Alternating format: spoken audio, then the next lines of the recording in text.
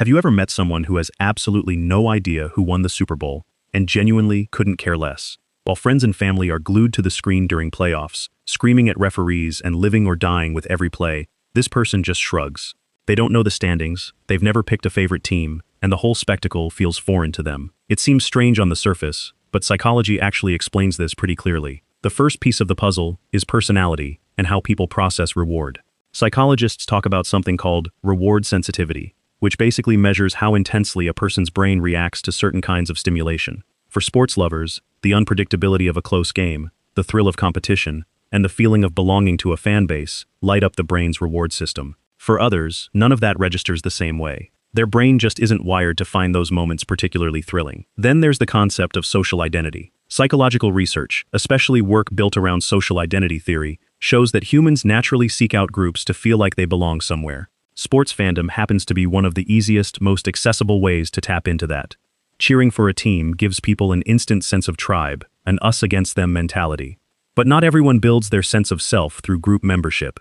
Plenty of people find identity through personal projects, creative work, or individual passions instead. For those people, jumping on the sports bandwagon can feel pointless, not because they're antisocial, but because belonging through a group isn't how their identity works. Childhood exposure plays a huge role too. Interests that stick with us into adulthood are frequently rooted in what we experienced early in life.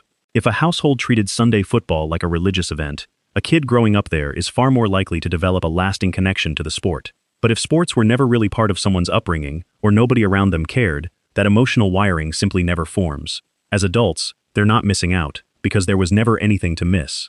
Cognitive style matters as well. Certain people are naturally pulled toward tasks that require deep analysis, abstract thinking, or long-term creative problem-solving. Sports certainly involve strategy, but to these individuals, watching a game can feel repetitive rather than mentally stimulating. Research on thinking styles suggests that people who lean toward abstract or analytical thought often find themselves pulled toward fields like philosophy, science, or the arts instead.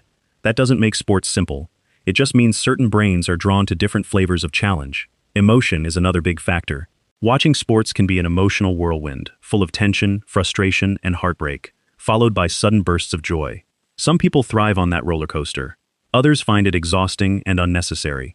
Studies on emotional regulation show that certain individuals actively avoid situations that create unpredictable emotional swings.